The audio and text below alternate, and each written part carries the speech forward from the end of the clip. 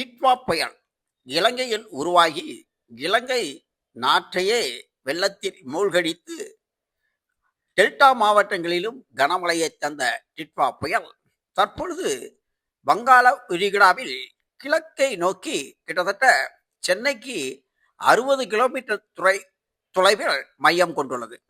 இதனால் சென்னையில் இன்று செவ்வாய்க்கிழமை மழை, தொடர் மழை. இதையடுத்து நாளை 3ஆம் தேதி புதன்கிழமையும் சென்னை மாவட்டத்தில் கனமழை இருக்கும் என அறிவிக்கப்பட்ட நிலையில் இன்று விடுமுறை அறிவிக்கப்பட்ட சூழலில் நாளை 3ஆம் தேதி புதன்கிழமையும் சென்னையில் பள்ளி மற்றும் கல்லூரிகளுக்கு விடுமுறை அறிவிக்கப்பட்டுள்ளது.